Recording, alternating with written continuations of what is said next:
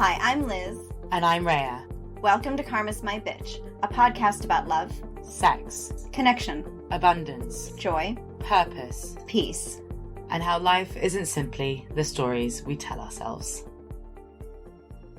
Do you remember in the last couple of episodes, we were talking about how once you're living from your fate, you can start grabbing lots of different bits from different places and you can get a bit overwhelmed? Mm-hmm. I've been thinking about that. Okay. Does that mean... is there more than one? Because in my head, it was all like, it was a tapestry, but it was like juncture and juncture and juncture. And from there, you could do different things. And you were like a single line, yeah, right? Like you were line. traveling those lines. You were not a line, I guess. Yeah, I was traveling, but you could only travel one at a time. Yeah. But then when I was thinking about it later, I was like, wait, is it possible to be on more than one line at a time? Yes. The answer is yes. But how can I explain this? I don't know. Off you go. Okay. So let's think about it this way. When you are in your fate, known as destiny, so you're in your karmic life, or your karmic reality, and therefore you're in a small corner of your fate known as your destiny. Okay. So it is different from your fate because what you're doing is, while it can be purpose-led, and while because we have a fate, we can still accomplish stuff while we're in our karmic reality.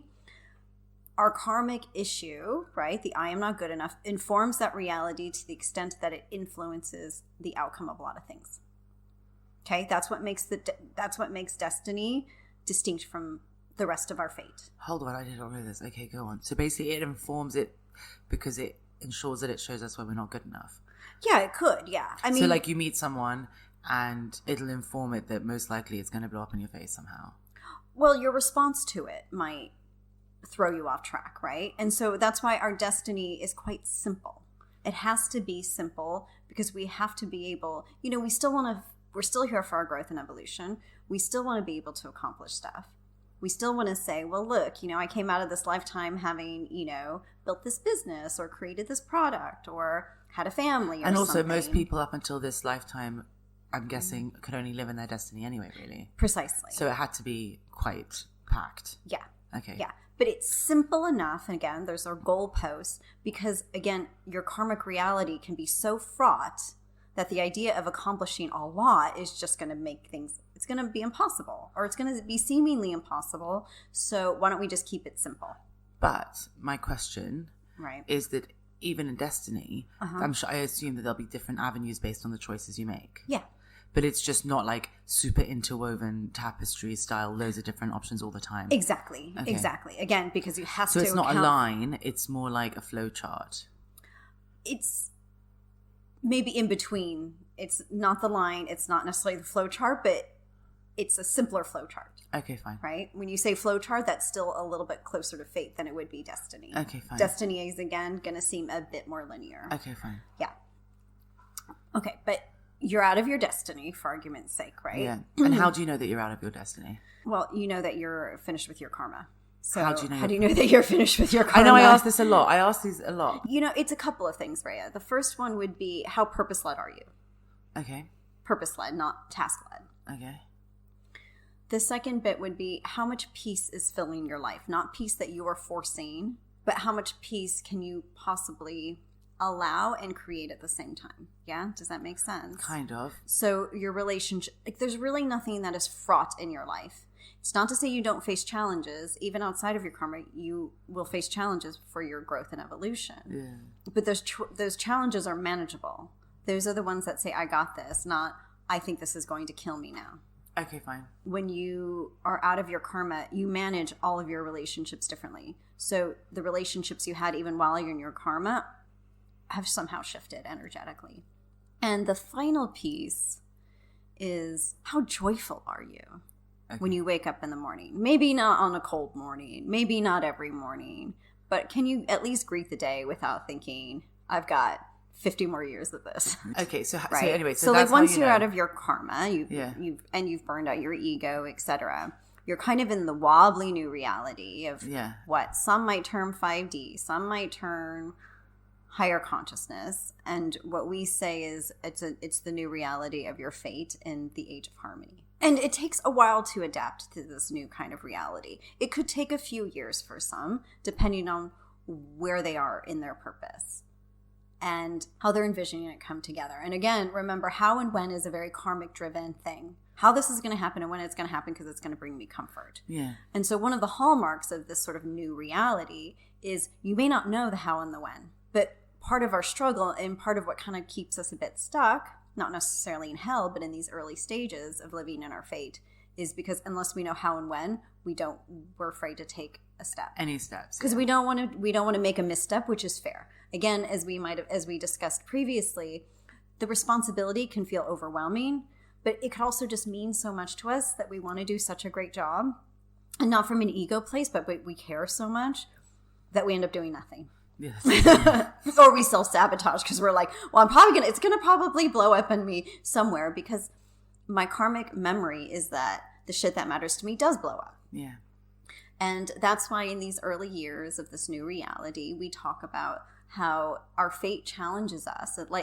It challenges us in a way where when we want to get to that next point, we're like, it's a bit boring over here, right? Yeah. It's going to challenge our hardwiring.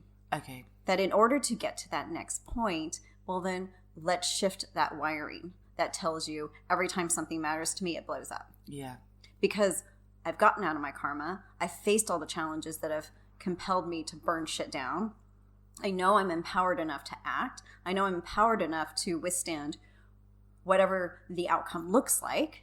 And let's hope that I'm learning detachment along the way, as in where the outcomes and experiences don't matter so much.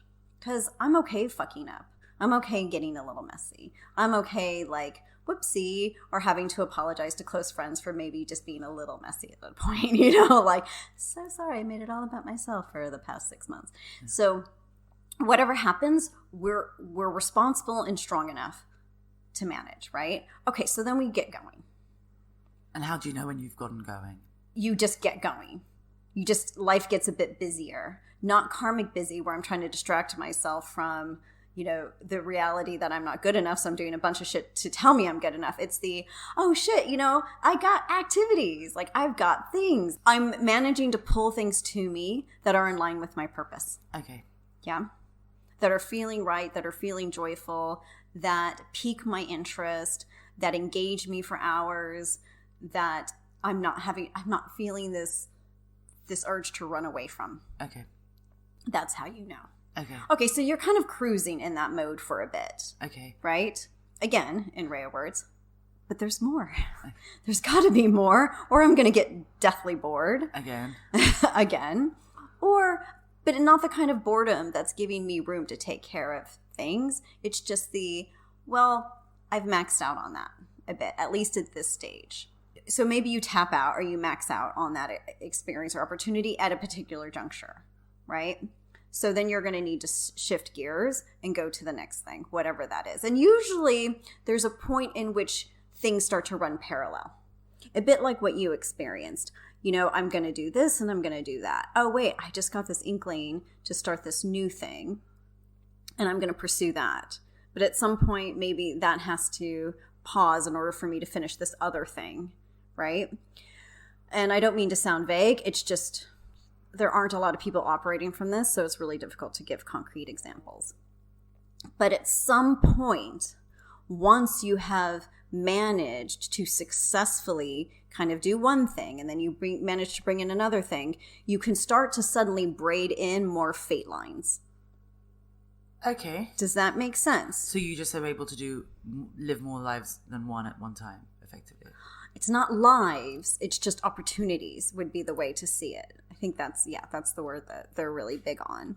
So you can operate, and this is why it takes a while to get here. And this is why you wouldn't go from destiny and possibly into hell and out of hell and then living this way. No, I mean, you might also take that break that we were discussing where you have to reanimate the whole fucking thing. Possibly, or you would effectively just implode. You would not be able to manage the amount of energy that it would be required in order to be a container for that many fate lines. Okay. Because effectively, once you are on, you can operate from about 6 at a time, okay. Which, by the way, is huge for somebody who has only operated from 1 for most of their lives. Yeah. You build it up. It's a bit like when you're in your karma and you're building up your endurance. Like with every text, with every email, like with every opportunity in which you're either standing up for yourself or asserting yourself or at least expressing yourself and whatever your truth is in the moment, as we've said, everything is an act that moves you towards your power. So everything within your fate is still something that is moving you towards your power, but is completely engaged with your purpose. And that's the distinction. Okay. Because in your karma, even if you're engaged with your purpose, as long as your karma is there, that's prevailing. Yeah. That is the ruling energy. Like, for example, when we were doing this podcast at the beginning, I just wanted to know I was good enough. Your karma will always color and govern everything as long as you're in it, right? Yeah. So once you're in your fate, that's a way different energy. You're going to start with 1, you're going to go into 2, eventually you're going to hit 3, 4 is going to get a lot easier. 5, 6, that's really if you've got a lot. If you are 1 on mission and 2, your purpose is that big that you need that many to feed into your purpose. Okay. As in a multitude of opportunities is going to bring you to greater and greater. Fine. That's going to require a lot of power. But what matters and why this is important, and so anyone listening might be like, well, then fuck it. Like, if this doesn't apply to me? But it can apply to you. It can apply to anyone, because even if you may not operate from 6, you can operate from 4. Again, that's huge. So that's how you'd wonder, like, how can I live like 10 lifetimes in a single one? That's how, right? But it's the younger generations coming through, and those who are already have been born can actually do that already. And so for these younger ones... And we're talking younger ones, we're talking like they're currently like 3 years old. No, up through 20 years old. Okay. Yeah, the young Gen Zers. Okay. Yeah. So what's tricky for them is if they don't have parents with a certain amount of higher consciousness, they're getting fed into like your usual pipeline. Yeah. You know, uni, job, whatever. And so a lot of the energy that could be spent holding and maintaining a few fate lines at a time is being funneled into 1. And that's a bit unfortunate. And then you get bored. They get bored. Destructive. They can get bored. They can get destructive. They can get very depressed. Yeah. They can lose their creativity. Yeah. Their energy gets suppressed. Yeah. In general. And I mean physical energy. Yeah. Right? And it's not just a depression. It's just that's where the listlessness comes from. That's where the lack of purpose comes in. So fate lines are pretty much all about purpose and work. They're not really about relationships and things like that. Exactly. I didn't know that. Yeah. Yeah, yeah. So fate is really that stuff. Yeah. Okay. Yeah. So where are relationships in all of that?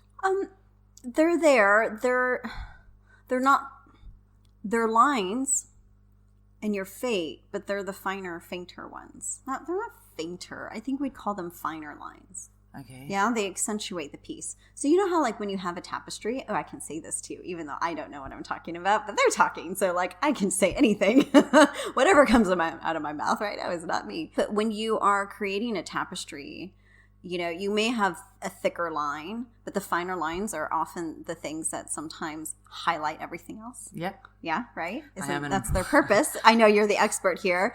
And so that's what the relationships are. Okay. Yeah, even though they may not be the prominent feature of the tapestry, they highlight things, yeah? So that's how we would view relationships within our fate. Okay, fine. They're highlighters. They're important. The tapestry would not be complete without them. You wouldn't have the accents without them. But our soul purpose here is, again, growth and evolution.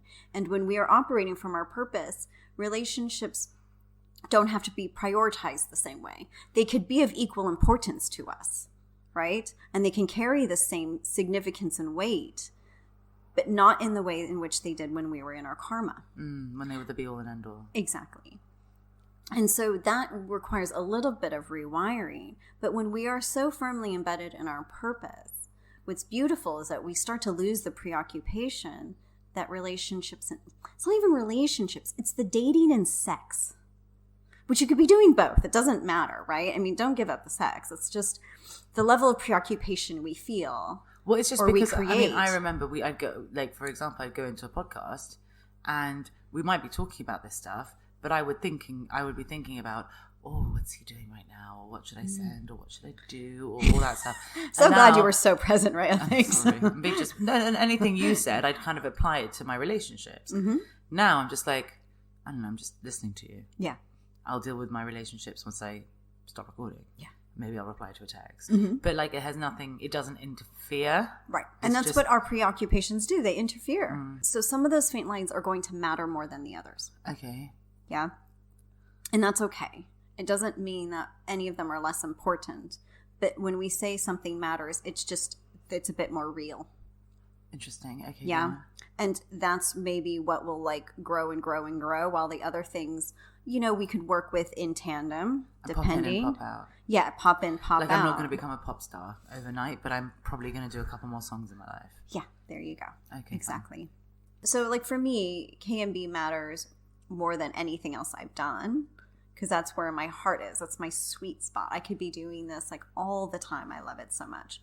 But what I miss and what I'd eventually like to do again is write another fiction book. But I also know, because of where I'm at in my evolution, I'll get to that, right? That's why our conversation about time before this in the season is really critical, because that's how we get to things. So when we look at some of those fate lines, we can look at them through the lens of a vocation. Okay. Right? We have talked about devotion, where we put our heart, what we put our hearts into, right? Yeah. And how that helps light up our purpose. Yeah. Again, this is all kind of, it's not the relationship stuff, it's all the other stuff. No, exactly. Now, vocation it's different from devotion. It's different from purpose in the sense that it can be a branch, not an extension of, but a branch of our purpose, in that we put our hearts and minds into something, but it is not the everything. Okay. So KMB? No. KMB is, for me, the everything. I'll speak for myself, not speaking for us. You are your own person. So for me, KMB is the everything, right? But the vocation would be like your books. Yeah. Okay, fine. Precisely. I got it. Yeah, your music. Yeah. Which still is a lot. When your emotional body and your mental body are engaged in something, that's huge. This is not from like a little heart, little mind space. It's like, this is important to me. I give so much of my energy and stuff to it. Yeah. Okay, that makes sense. Yeah, that would be the distinction. See, I'm trying really hard to anticipate your questions. So I'm like being super explanatory this time, right? I'm not having to ask anything. Go on. Takes and you can have more episodes. than one vocation. Yes, you can. Just as you can have more than one fate line firing, you can have more than one vocation. Would a vocation be one of the fate lines? Yes, it could be. Is this what you mean about multidimensional existence when we were talking about being multidimensional? Yeah, I mean, at first I was like, it didn't feel that way but I wasn't sure, because I was like, how many more definitions and terms do we have to have? So like, maybe this is what you mean. And I was actually thinking you might ask that. And the answer is no, it's not quite the same. Like it could on the surface and below it seem like the same thing. But there is a very minor distinction that makes them different. Okay. And that has to do with, in multidimensionality, you're fully present. As in all of your bodies are there and in it. So in multidimensionality, all your bodies are in one place or in 4 places? In one place, but you could be in multiple places within all those bodies. Okay, so you could be like multiple places, but in each of those multiple places, all your bodies are there. Yes. So I'm doing 6 things at once, but simultaneously, and all 4 of my bodies are in all those 6 places. Yes. It sounds tiring, but okay. Yes, it is tiring. Okay. Whereas when you are living this way from multiple fate lines, and again, when I'm saying this, and I would say for at least a few years, 2026, if not later, and don't worry, I don't want this, I mean, hopefully your ego is gone to the point where none of this matters how many fate lines you've got going at one time, right? Yeah. Again, it's not meant to be a competition or a pissing contest or, I'm cooler, busier because I got 4 and you've got 2. I mean, to be fair, even in my car where I was doing the podcast, I was doing all of this, I was also running a business and I was also recording a song. So I guess, but that was also, I just wanted to be busy. Exactly. This is from a very different place, honestly. What we're really aiming for is purpose fulfillment. Yeah, in every way. If one line is enough for you and fulfills you, that's great. And you probably don't want any more. No, why would you? If it becomes, if it might mean you're too busy for some of the people in your life, don't do it. Yeah. It's not worth it. No. Only if you feel called, as in your heart is feeling called, your entire being is feeling called, or, whatever. Because actually it's important to have that harmony. It depends on who you are. Some people, that is just why they're here. So this year is the final self-focused year we're going to have. And we've nearly finished it. Yeah. So this is the final one of this period like this? Yeah. So what's 2020? So 2024 won't be the internal work in the same way. No. But also this year, as you said, was much more subtle, because we'd be going back to work and stuff, and we'd be working more like internally, but through like relationships in a more subtle way. 2023 is the final hump year between the, in that 2020 to 2024 phase. 2024 is just going to really bring the sea change that we have been hopefully preparing for, so that whatever is happening outside of us in terms of all these energy shifts, we're firmly anchored enough in ourselves, in our hearts, in our consciousness, that we can weather anything, because it's going to pull at us. We're going to see this shit. And it was really easy to ignore. It was kind of, even if you couldn't ignore it, you could say, well, that wasn't like in my bubble. That wasn't in my reality. But it's going to start hitting us more and more that you can't escape any reality, if that makes sense. It's just going to feel like things are hitting closer to home. Okay. Yeah. Like the bomb is like next to the house rather than in another country. Yeah. And even if it isn't literally, you're still just going to know it.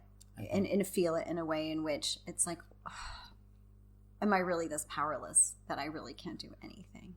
You're going to want to move. You're going to want to feel like you're doing something. So there's going to be a stronger urge to act. And then when you start to hit up against the wall, there will be periods of frustration. So if you have your purpose, if you can funnel your heart and mind minimally and live from that place, you're going to be better off. And that's pretty much what we've been trying to push people to do. Otherwise, they're just going to get caught up in what's coming. And that's not going to feel fun. It's pretty much from 2024 onward that we'll really be able to capture our fate lines and live much more deliberately and consciously than we have ever been before. From 2024 or yeah, in 2024? In 2020, so like 2024 onward. Okay, fine. I just feel like we just... Oh, sorry. Was my preposition off? I was like, just from me in 2025 or just... No. Yeah.